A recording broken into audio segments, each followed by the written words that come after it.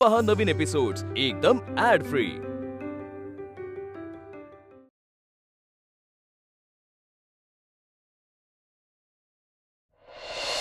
घाबरण्यासारखं काही नाहीये तसं, आणि हिने गोळी दिली त्याला तापाची, आता उतरेल थोड्या वेळाने, ताप उतरेल तिचा।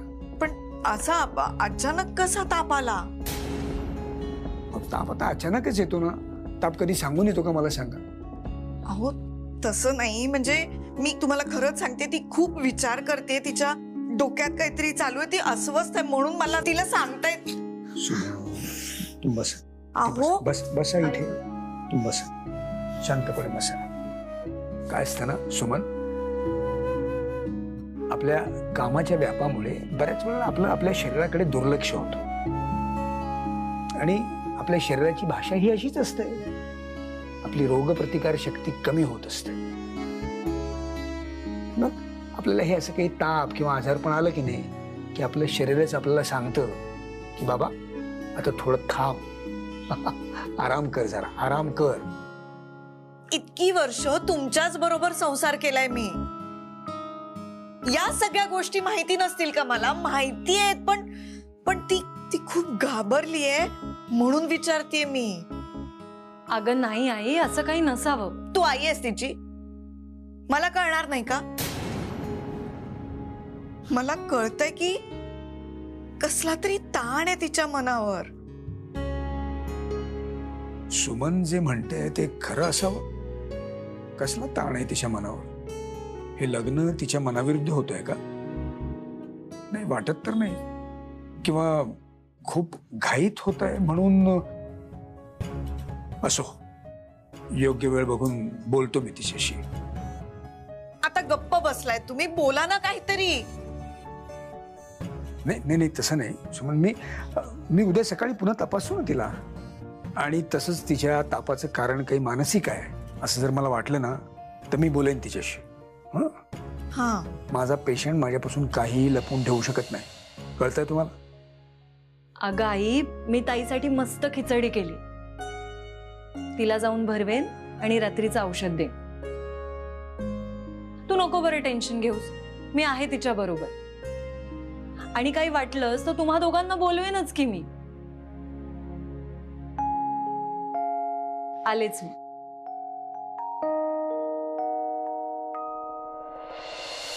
सार्थकने सगळं प्लॅनिंग केलंय, तो आता लवकरच सप्लायरशी पण बोलणार आणि मग रेट्स पण ठरवणार। मग काय आपण आद्या, अरे दादा कशी आहे? मस्त। तू उशीर का केलास? आज तरी लवकर यायचंस ना? अगं काय करणार, मीटिंग्स। ठीक आहे, हरकत नाही, तसं मी आहे आता इथे खूप दिवस, सो नो प्रॉब्लेम। हाय सार्थक। हाय, मस्त।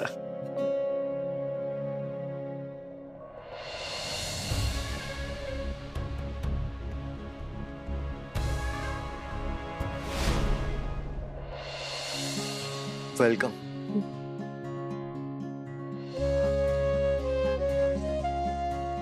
मग नवऱ्याने पाठवलं ना घरी? अरे मला माहितीये ना, तुला सहन करण्यासाठी खूप सहनशक्ती हवी।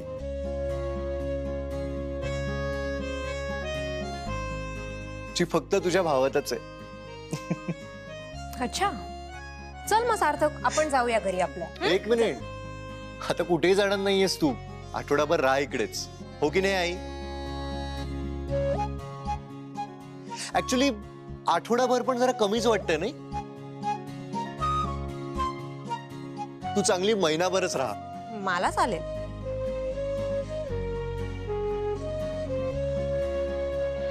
काय जिजू, चालेल ना?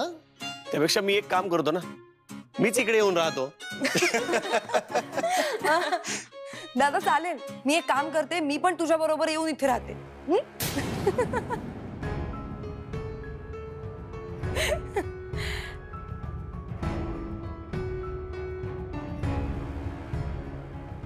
डिनरचं काय करायचंय? घरीच करणार आहात का क्लबला जायचं? सुशी फेस्टिवल पण आहे। नाही नको, आपण घरीच जेऊयात आणि मस्त गप्पा मारूयात। हा, व्हॉट से? हो, आणि असंही सार्थकला जेवून लगेच निघायचंय. त्याचं अर्ली मॉर्निंग फ्लाईट आहे. चेन्नईला जातोय ना 2 दिवस. बरं, तुम्ही कंटिन्यू करा. मी डिनरसाठी जॉईन करतो. येस. बसा बसा. बस बस.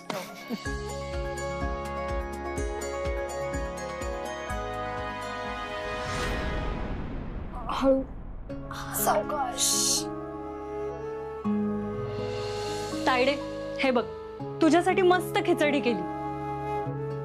आणि ताई, अण्णा म्हणालेत मगाशी मी ज्या गोळ्या तुला दिल्या होत्या ना त्या करेक्ट आहेत. चल आता पटकन तू ही खिचडी खाऊन घे, तुला बरं वाटेल. नंतर तुला रात्रीचा डोस देईन. चल. नको. तायडे, नको बेको काही नाही. हा, भूक नाही अमूल्य. हे बघ, तुला गोळ्या घ्यायच्यात ना, आणि पोटात काही नसेल ना तर तुझीच ऍसिडिटी वाढेल. चल बरं. मी एक काम करू का? मी तुला 1 घास काऊचा, 1 घास चिवचा असं म्हणून खाऊ घालू का? मग तरी खाशील ना? आई आहेस का तू माझी? हो, मग आजसाठी तरी आहे. चल खा आता पटकन.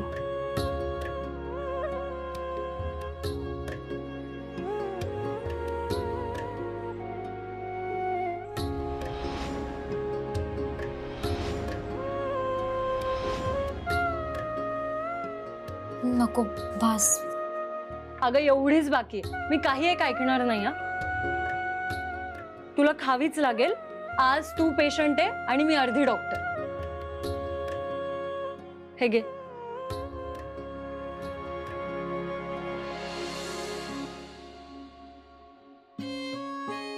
ताई, अगं किती टेन्शन घेतेस तुम्ही.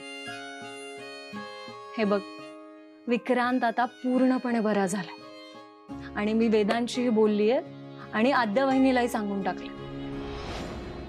त्यामुळे आता काहीच टेन्शनचं कारण नाही.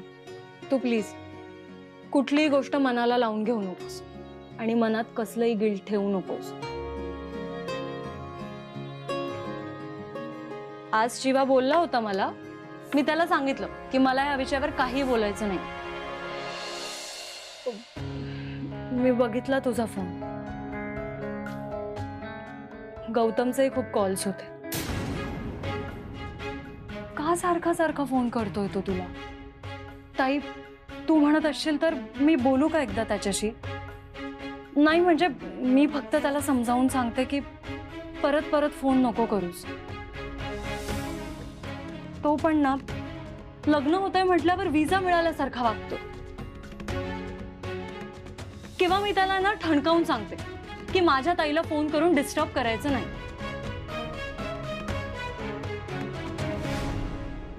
हे वेडाबाई, काय झालं?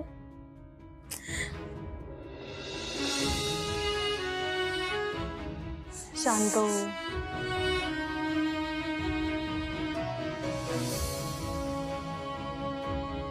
हे बघ, नको टेन्शन घेऊस. बघ, आता खिचडी संपली. मी तुला गोळ्या देते आणि मग तू जरा वेळ आराम कर.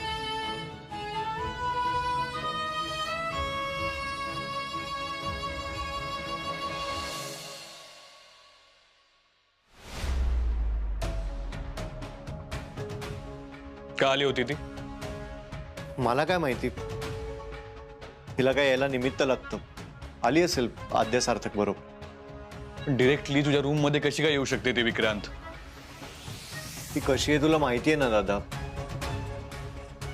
तिला असं वाटतं ती काही करू शकते. आता आद्याचं लग्न तिच्या मोठ्या भावासोबत झालंय त्यामुळे काही बोलताही येत नाही. I will deal with her at the right time. या अशा मुलींना बघून ना माझ्या थिअरीवर अजून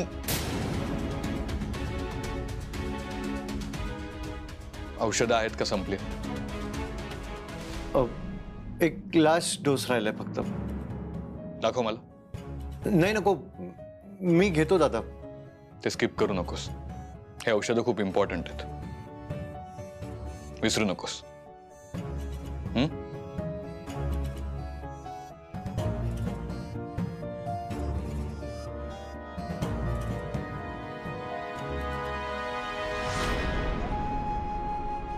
घे घे घे घे चल.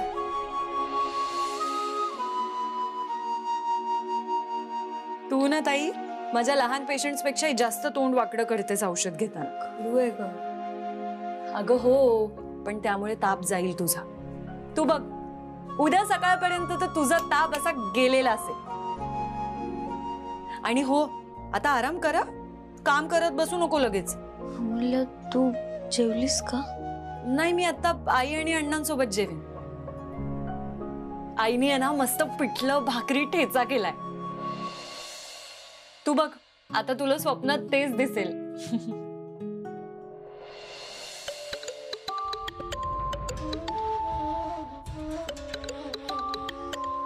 कोणाचा आहे?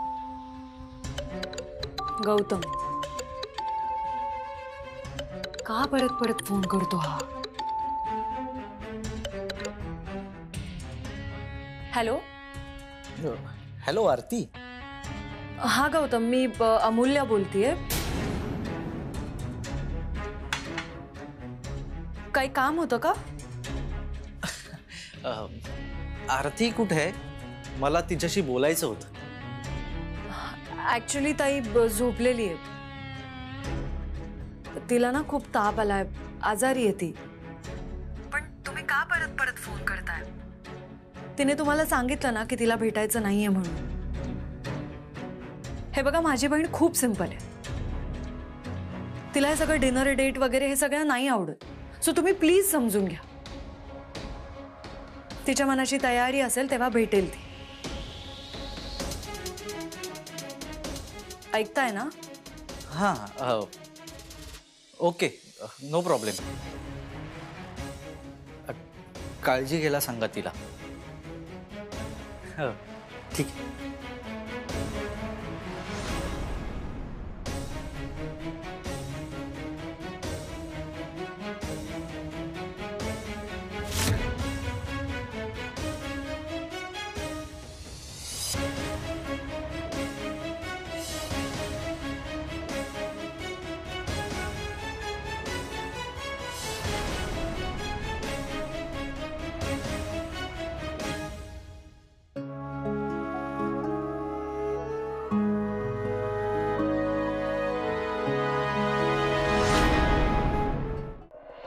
काय काय काय? नाही, मला नाही ऐकू आलं. आद्या, तुझी खूप आठवण येते मला. सार्थक, अर्धा तास पण झाला नाहीये तुला इथून निघून. तुला नाही येत का ग माझी आठवण? अजिबात येत नाही. थांब, मी येतोच तिथे. अरे मग गेलाच कशाला? दादा म्हणत होता ना थांब. कसं दिसलं असते? तुझ्या भावांना वाटेल मी तुझ्या मागे वेडा झालोय. वेडाच झालायस तू. बरं जा आता, चेन्नईची तयारी कर. उद्या लवकर उठायचंय ना? खरं सांगू का, मला झोपच येणार नाही. तू येतेस का माझ्यासोबत? सार्थक, मांडव परतनीला आली आहे ना मी. माझ्या माहेरी आहे आणि मला तुझी बिलकुल आठवण येत नाही. भेटू ना आपण आणि 2 दिवसांनी. तू चेन्नईहून आलास की. अरे दादा, तू कधी आलास? तू ऐकलं नाहीस ना काही? सार्थक, मी नंतर बोलते तुझ्याशी. हा आद्या आद्या, एक मिनिट. एक किस प्लीज. Sarthak, no. जा आता, बाय, गुड नाईट. आद्या,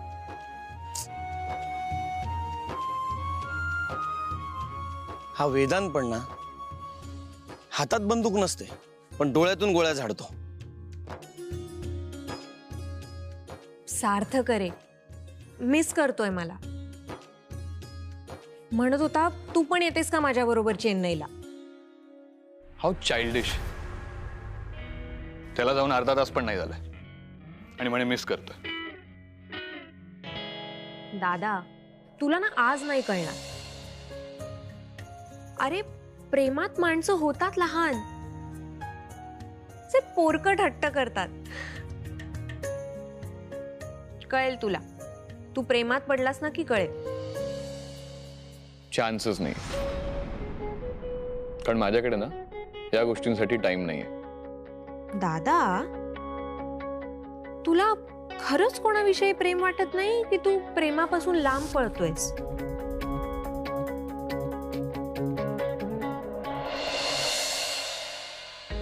फोन करू का आरतीला? कशी असेल ती?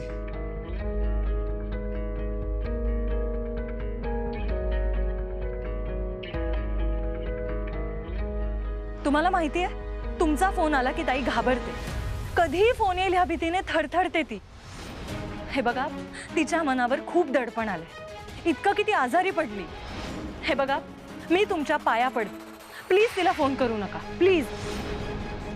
का करतोय मी असं? का वागतोय मी असा?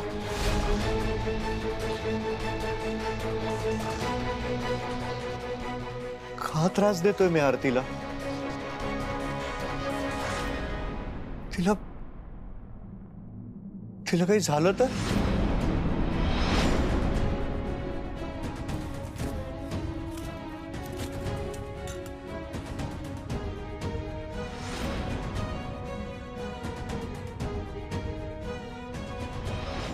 दादा बोलतो ते बरोबर आहे. माझ्या डोक्यात खूप खूप नेगेटिव्ह विचार येत आहेत. ते थांबवायला हवेत.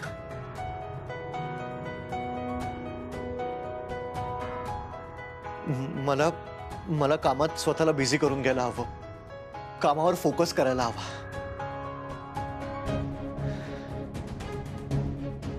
माझ्या वागण्याचा त्रास होतोय ना सगळ्यांना?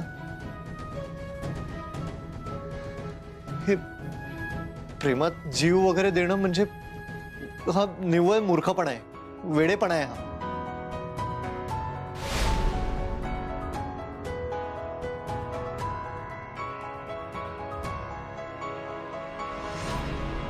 आरती, माझ्यामुळे तू तापाने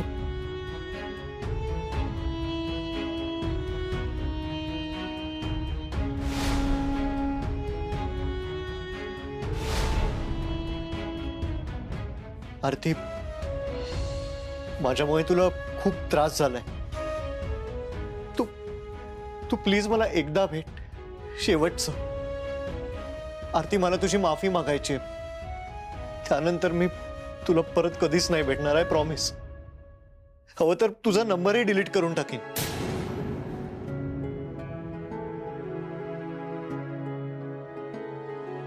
काय करतोय मी? मला सांग, ती सारिका का आली होती इथे? अरे, ती आमच्या सोबत आली होती. हे बघ, ते कळतंय मला, पण तिला बघितलं ना की असा राग येतो मला. तिच्यासारखी उद्धट मुलगी मी. दादा, तू लक्ष नको ना देऊस, इग्नोर कर. अगं, इग्नोरच करतोय ना मी, पण इग्नोर करण्याची पण एक लिमिट असते. एकतर आली की डिरेक्ट विक्रांतच्या रूम मध्ये शिरते ती. हे बघ, तू ना सार्थकला सांग, तिला आवर. आणि माझा कंट्रोल सुटला ना तर तिचा खूप अपमान होईल माझ्याकडून. दादा प्लीज. अरे, माझी रिलेटिव्ह आहे ती. कशीही असली तरी मला तिला ऍक्सेप्ट करावं लागेल. तिचा त्रास होतो मला, पण ती सार्थकची सख्खी बहीण आहे. आणि आता तर ती म्हणते की तिला आमच्या बरोबर काम करायचंय. व्हॉट? हो, तिला जॉईन करायचंय. ऍक्च्युली ती त्यासाठीच आली होती. तिला तुझ्याशी बोलायचं होतं. माझ्याशी? माझा काय संबंध आहे? हे बघ, ती जर समोर आली ना तर काय होईल याचा नेम नाही. आणि ती मुलगी माझ्या ऑफिसमध्ये. Impossible, never. त्या सारिकापेक्षा ना ती अमूल्य बरी आहे.